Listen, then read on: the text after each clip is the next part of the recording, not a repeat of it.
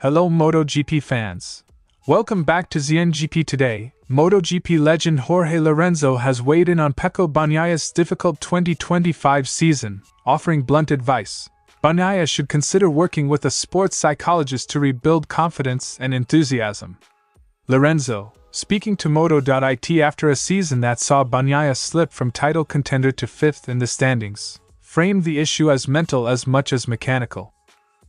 Nadia Padovani took the reins of Gresini Racing in 2021 after the tragic loss of her husband, Fausto.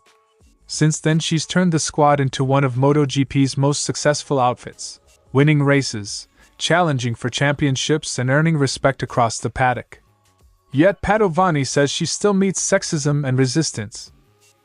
With the 2026 season looming, MotoGP teams are locking in their launch events, the ritual moments when liveries, riders, and season plans are revealed before the winter testing sprint begins. The first track action is due in early February, while the championship opens with the Thai Grand Prix at the end of February. Don't forget to click subscribe button and the bell icon for MotoGP news update.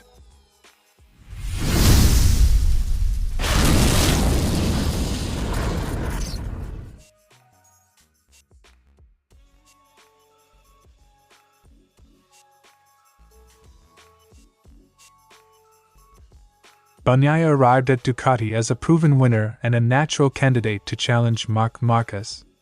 Instead, 2025 turned into a season of inconsistency. Just 2 victories, 0 points in the final 5 races, and a distant 5th place, 257 points adrift of the champion. Lorenzo argues the results are not only a mechanical puzzle but a psychological one. When the rider who should be your closest rival suddenly shoots past you, it can crack confidence and trigger a negative spiral. For a rider used to being at the sharp end, those doubts become corrosive very quickly. Bagnaia was in a perfect position at Ducati, 2-time world champion, Italian bike number 1. Lorenzo's point is stark. The external trappings were perfect, which makes the slump feel even more anomalous and therefore more likely to have an internal, mental component that needs addressing. Lorenzo singled out Marc Marquez's immediate pace after joining Ducati as a trigger for Bagnaia's struggles. The arrival of a dominant teammate can expose vulnerabilities, setup choices shift, expectations change, and a rider's margin for error tightens. Lorenzo says that when arrival immediately went faster, it's natural to lose confidence, and that loss of belief often shows up on the bike as hesitation or overcorrection. Marquez arrived and immediately went faster, and that makes you nervous, lose confidence, start to doubt a lot, and lose enthusiasm.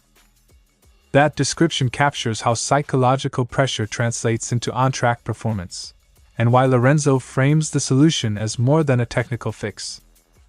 Lorenzo's prescription is practical and personal. He recommends outside support, coaches, mentors within the VR46 structure, and explicitly, a sports psychologist, to help Bagnaia rediscover his positivity. He draws on his own experience. Veteran riders have used psychology to reshape mindset, not technique. The goal isn't to alter riding style overnight, but to restore the confidence that makes existing ability count under pressure. He needs to rediscover his positivity, his enthusiasm. Pecco is at least as good as Alex Marquez, not inferior. Lorenzo's emphasis on humility, admitting you have a problem and seeking help, is pitched as the most adult, pragmatic step a champion can take when talent alone no longer delivers results. Lorenzo acknowledges the uncertainty of the remedy. Consulting a psychologist might change everything, or it might do nothing. But the cost of inaction is clear. Prolonged doubt could jeopardize Bagnaia's future contracts and standing in the team. Lorenzo cites examples like Andrea Dovizioso, who worked with a psychologist and regained a crucial edge by changing mindset rather than mechanics. The message is that mental coaching is a low-risk, high-reward option worth trying in a season where other fixes have failed. You have to be humble, have no ego, and say, "Look, I have a problem, I'm going to try." That sentence is both counsel and challenge. Seek help now, or risk a longer, harder recovery later. Jorge Lorenzo's verdict is simple and urgent. Pecco Bagnaia's slump is a problem that technical tweaks alone may not cure. If Bagnaia follows Lorenzo's advice, humility, outside support, and psychological work, the rider who once seemed untouchable could well rediscover the confidence that made him a title favorite. For Ducati and their number 63, the winter may be as much about mindset as it is about machinery. Padovani became team owner at a moment of grief and enormous pressure. Beyond emotional recovery, she faced immediate commercial fallout. Sponsors who had verbally signed on reconsidered when the team changed hands. That early rejection tested her resolve and forced her into decisive action, approving bike deals, stabilizing operations, and keeping the organization afloat while sleep failed her. Her first months were a crash course in leadership under fire. They didn't really like the idea of having a woman in charge of the team. It was a tough blow. That sentence explains why the opening season under her leadership felt like more than engineering and sport. It was also a fight to convince partners and the paddock that continuity and competence mattered more than gender. Padovani says the most persistent problems aren't grand gestures but the routine micro-behaviors. Conversations steered away from her in the garage. Technical questions addressed to male colleagues as if she were merely presentational. While those incidents are less frequent now than at the start, they still occur, reminders that equality in results hasn't erased old assumptions about who belongs in the pit box. It happens, a little less than before, but it still happens. The incremental nature of change was exactly her point. Progress has been made, but cultural shifts are slow and require constant, steady correction. Padovani's response has been pragmatic and uncompromising. She removed personnel who couldn't accept her leadership, refused to indulge the "we've always done it this way" excuse, and insisted on practical solutions rather than ritual deference. Her leadership style is defined by action: fix the problems, calm the conflicts, and keep the team moving forward, not by letting tradition or bias dictate the agenda. I've never tolerated it. Men tend to make things more difficult than they are. Beyond the paddock politics, Padovani also invoked a wider view: the practical intelligence women develop balancing work, children, and family obligations. She frames that experience not as a burden but as training for fast problem solving, a quality she says has helped her manage crises, personnel, and sponsors with an efficiency some male counterparts underestimated. We women are smarter. Combining work, children, and, in my case, parents has accustomed us to solving problems quickly. It's a strategic reframing. What critics see as a deficit, being a woman in charge, she presents as a competitive advantage for team management. Nadia Padovani's story at Gresini is both sporting success and a lesson in leadership under pressure. She turned grief into momentum, dealt with commercial setbacks, and continues to confront everyday sexism with blunt practicality. Her message is clear: respect is earned through performance and decisiveness, and while the paddock is changing, the work to make it truly equal continues. The official 2026 calendar sets the tone.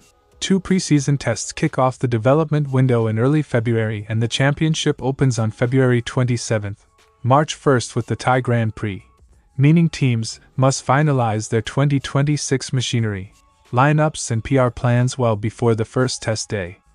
That calendar pressure explains why launches are front-loaded into January, and why even satellite squads are arranging high-profile presentations. Prima Pramac Racing has been confirmed as one of the earliest reveals. The satellite Yamaha team will hold its launch on January 13th at the Accademia Musicale della Chigiana in Siena, marking Toprak Razgatlioglu's first official appearance in team colors alongside Jack Miller. The timing gives Pramac several weeks of publicity and a clear runway to the shakedowns that follow, and positions them as the first team to unveil livery for 2026. Ducati keeps to tradition with a late January gala. The Ducati Lenovo team will present on January 19th at Madonna di Campiglio, where their multi-day Campioni in Pista event combines the official livery reveal with team media activities and even skiing for riders and staff. It's both a showpiece and a tactical warm-up ahead of the test programs. Given Ducati's centenary and their role as one of the season favorites, this launch will be a major off-track event. Breaking the Italian mold, Gresini Racing will present its 2026 Ducati machinery on January 31st in Kuala Lumpur, on the eve of the first pre-season test. Staging the launch in Malaysia gives Gresini strong regional exposure ahead of Sepang's shakedown and underlines the team's global commercial reach. Plus it times perfectly with riders' travel to early February testing. January will be a busy month for MotoGP fans and media. Pramac first on January 13th, Ducati on January 19th, and Gresini closing the wave at January 31st, all ahead of early February testing in the season opener in Thailand, February 27th, March 1st. Expect more teams to confirm dates and bespoke launch formats in the coming days. These events are a mix of marketing theater and genuine technical signaling, and they set the narrative for the winter development race.